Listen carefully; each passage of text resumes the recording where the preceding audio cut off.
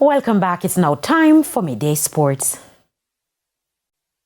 Jamaican athletes failed to add to the medal tally on day 6 of the World Championships in Tokyo. Shanika Ricketts, with a jump of 14.56 meters, was 5th in the triple jump, while Akila Smith with 14.37 was 8th. The event was won by Cuban Leanis Perez Hernandez with a world-leading time of 14.94. I wanted to be on the podium tonight. That didn't happen. I had a few foul jumps, which you don't want to be fouling in a major final. And I think I'm just disappointed with the way things turned out. But I'm in another major final. I'm 5th in the world, and I just have to be grateful for that. On the track, there's a new championship record as the United States' Cindy McLaughlin-Levron ran 47.78, breaking a 42-year-old championship record. It was also the first time in history 2 women dipped under 48 seconds in a single 400-meter race. So close! McLaughlin-Levrone for history! She's driving for the line, and she's done it! 47.80! No woman has run this fast for 40 years! In that race, Jamaica's Nikisha Price placed 8th, clocking 49.97. On the men's side, national record holder Rasheen McDonald, despite a valiant effort, was just 2nd shy of a podium finish. I think I leave the field too early. So, leave the field too early, I get locked. It happened in 400. Yeah. I thank God I finished it, but I'm cramping up right now, so I don't think I can manage no more. Now Navaski Anderson will be the only Jamaican in the 800 meters final for men as one of the fastest qualifiers. He clocked a time of 1 minute 43.72 seconds in semi-final 3 of the 2-lap event. I'm so happy I'm in the World Championship finals. I'm now one of the best in the world, and I've been working hard.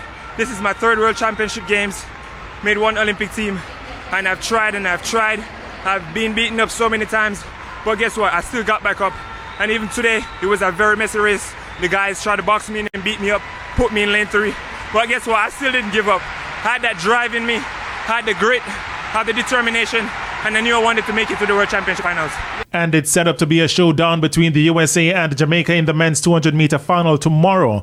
National 200-meter champion Brian Lavelle, with a time of 19.78, will be up against Noah Lyles, who has the fastest time heading into the finals, 19.51, which is also a world-leading time. Also in that race is Kenneth Bednarek, 19.88, and Botswana's Letsile Tibogo, 19.95. 19.7 in the semi, 19.8 in the heats. The final will be electrifying, no doubt. Definitely will be electrifying. Just for me to go out there and give it my all. Sharika Jackson is the fastest qualifier on the women's side with the season's best time of 21.99 seconds. Now Sharika Jackson. Amy Hunt trying to get in the mix as well. What a season it's been for her. She'd love to make the final, but it's Brown in 2nd at the moment. It could be tight.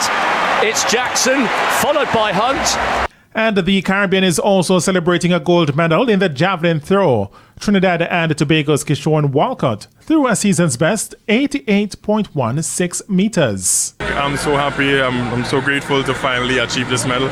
Like, it's been a long journey, lots of up and down, like just, but being persistent, you know.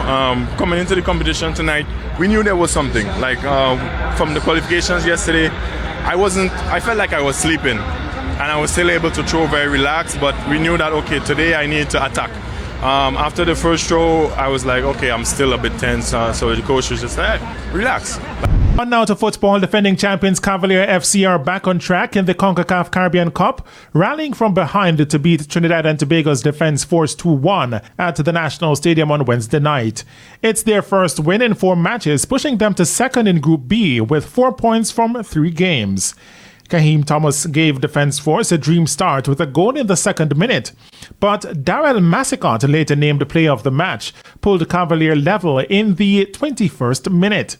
After dominating much of a second half, Cavalier sealed the win in the 82nd minute through Christopher Ainsworth. Cavaliers FC's next CONCACAF Caribbean fixture is on October 1, away against Barbados side Weymouth, Wales. And that's it for your lunchtime sports report. I'm Shane Masters. Thank you, Shane. And that's the Midday News Package. I'm Kerry Simpson. Join us at 7 for Primetime News. On behalf of the news, sports and production teams, good afternoon.